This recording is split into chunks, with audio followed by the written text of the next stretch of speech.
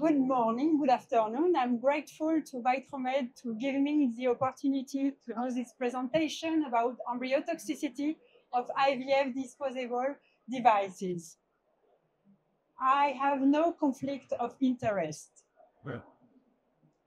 Due to their numerous properties, plastics are everywhere in our process. They are inexpensive, single-use, easy sterilized, free of pyrogen, DNS, etc. The plastics are polymers manufactured from petrochemicals-based monomers, and their composition differs from one device to another. For example, we can find polystyrene in culture dishes or polyethylene terephthalate in bottles of culture media. If pure and perfectly polymerized, most plastics are not toxic. However, their processing, sterilization, packaging, and storage may alter their perfect state, producing breakdown products, releasing volatile organic compounds, VOCs, or modifying the electrical charge of the surface. Moreover, the toxicity could also come from all the additives that are used to facilitate the transformation of the resins and increase their stability. The additives are able of migrating into the plastic surface and then leaching into the culture media that come in contact with gametes and embryos. In literature, there are not much publication about the toxicity of IVF disposable devices, but we all know that since the 1990s, Cohen showed the release of significant amounts of styrene, which is a human carcinogen, and other VOCs as vapor from the polystyrene culture dishes. It has also been shown that the amount of VOCs released varies depending on the type of incubator and increases with the dish load. Also, it depends on labeling markers. And there is this interesting publication of Shu in 2020 who are interested in 25 ml polystyrene flask.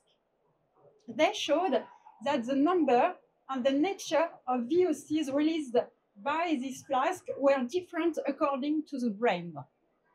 And they reported different volatile behaviors according to the part of the flask, with the main release coming from the flask inside, and then the septum, and then the cap body. They also showed surprising results and inconsistent VOCs released from flasks packed within the same packaging bag, and reported variable residual VOCs after outgassing in 3 consecutive days. For one bread, the amount of VOCs was decreased from day 0 to day 3, but for the other bread, it was the contrary. It increased in 3 days. Also, the toxicity of IVF plastic devices could come from gloves, and you should be careful with your gloves. Nitrate gloves could release sulfur, zinc oxide, and the highly toxic cyanide. Latex gloves that are made from natural or synthetic rubber. For natural rubber, they show clear variance in the physical properties per lot. And for synthetic latex, which are made by polymerizing isoprene emulsified with surfactant and stabilized by antioxidants, they can release these additives. And a little word about the silicone. The silicone that we can find inside of cover of the sperm cup. They are made of mixed inorganic and organic polymers, and they could release hydrogen chloride gas or acetic acid depending on the polymerization process. Besides VOCs released from IVF devices, they can have bisphenol released. Bisphenol A is used in the production of polycarbonate plastics and other epoxy resins, and is widespread in medical devices. It has been shown that bisphenol A has endocrine disruptor properties and exhibits weak estrogenic activities. And 2 authors showed that bisphenol A could be released from IVF disposable devices, but at concentration below the mean concentration in serum and follicular fluid of fertile women. Due to BPA restriction, manufacturers now replace the PVA by its structural analogs like bisphenol A or bisphenol F. But these analogs have the same endocrine disruptive properties, and although the mechanisms are quite different from bisphenol A. And it has been shown that bisphenol S could be released from IVF disposable devices, but not under routine conditions.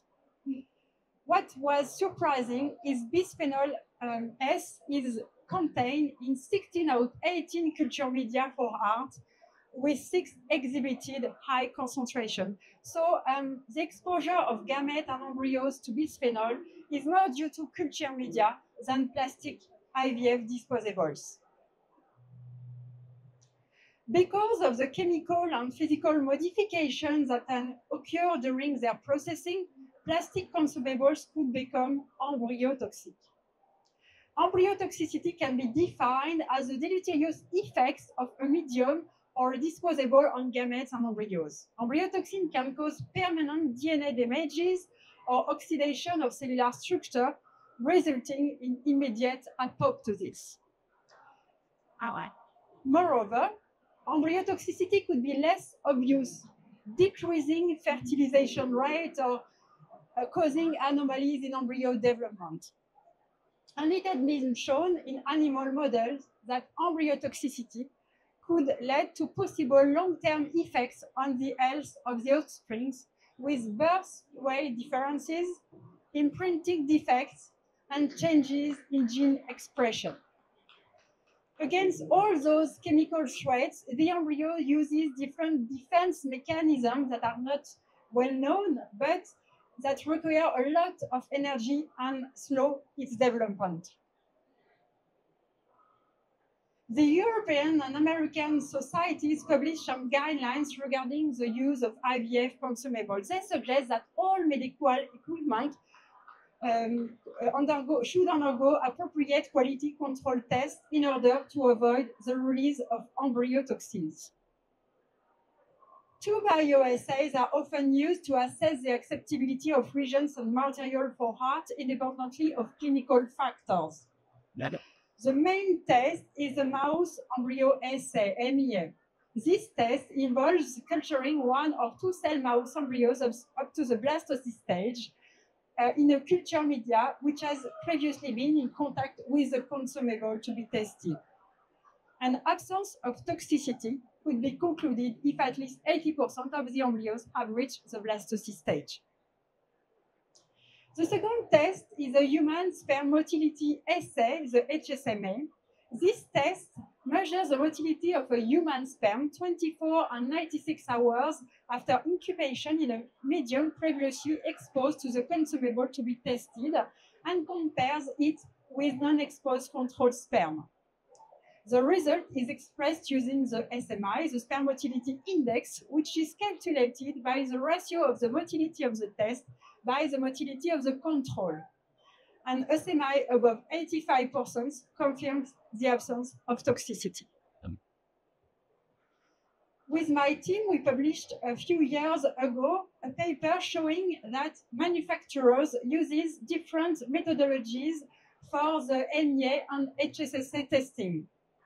For example, for MEA, we can find various extraction protocols in duration and temperature. Also, there are many factors influencing the MEA sensitivity. For example, mouse strains, embryo stage, the protein supplementation, etc. I don't have time here to develop, but it's very important.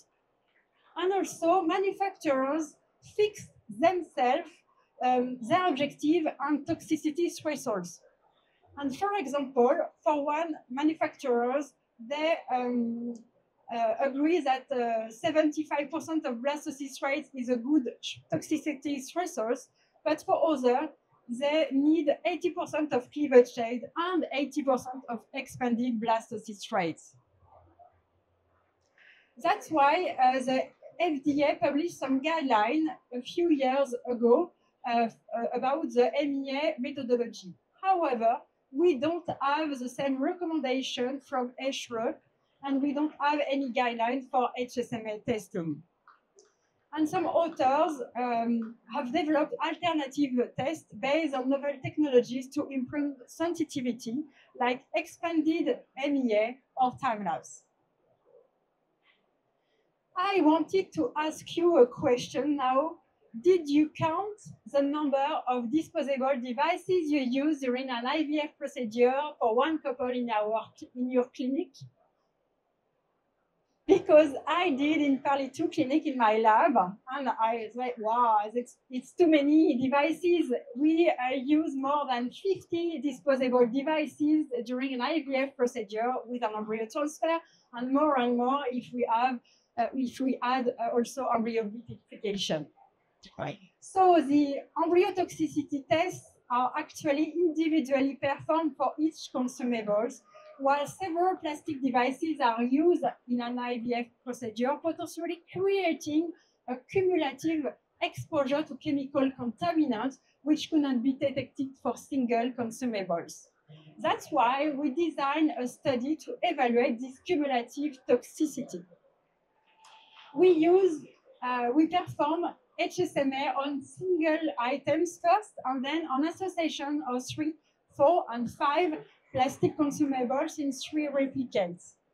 And we concluded conformity if at least the SMI was above 85% on 2 of the 3 tests after 24 hours of incubation. So we tested 14 categories of disposables in 36 references and 53 lots.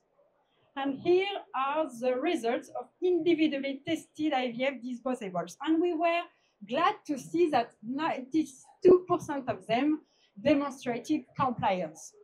However, we found 4 IVF devices with toxicity.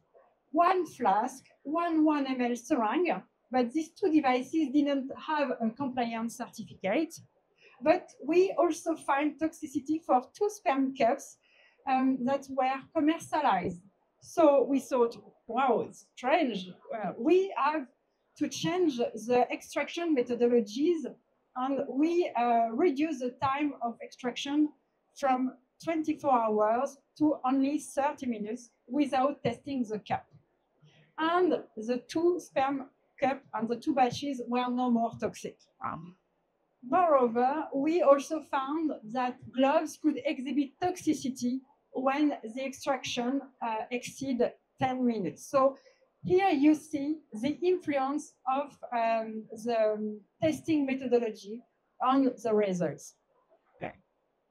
And here are our results on combination of IVF disposable devices. So we tested 48 associations of consumables involving 41 lots from 32 references that had previously been found compliant when tested individually.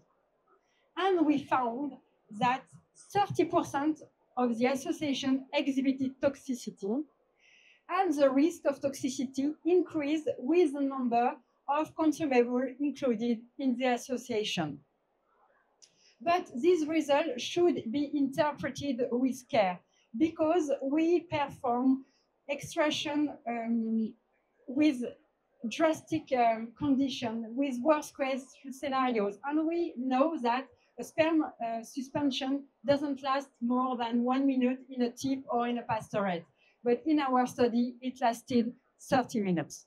So we have to do the same study, but using IVF disposable under routine conditions. Recently, I have tested the VITROMED microtools and IVF labware. I performed 3 combinations that I call sperm chain, ICSI chain, and oocyte chain. They included 4 to 5 consumables, and I performed MEA and HSMA on it. MEA was performed according to FDA guidelines with short-term extraction times to reflect routine use conditions. And we were very glad to see that all tests were compliant which show the quality and performance of VITROMED products. To finish, I wanted to share with you my strategies, I thought, to limit the risk of toxicity from IVF disposable. I think all professionals should conduct a thorough evaluation to make informed choices. Choose first MEA and HSMA double-tested devices, PVF-free or low-VOC devices. Carefully examine the methodologies of MEA and HSMA testing. And also, in absence of compliance certificates, conduct your own internal quality controls before introducing devices in routine procedures. Professionals should reduce and streamline the number of consumables they use by procedure, by incubator, and they should identify appropriate situations for gloves use and only use embryo-tested gloves. Another important point is to open and outgas all the IVF disposable in aseptic condition outside the IVF laboratory, a minimum 3 days under hood. We don't need more.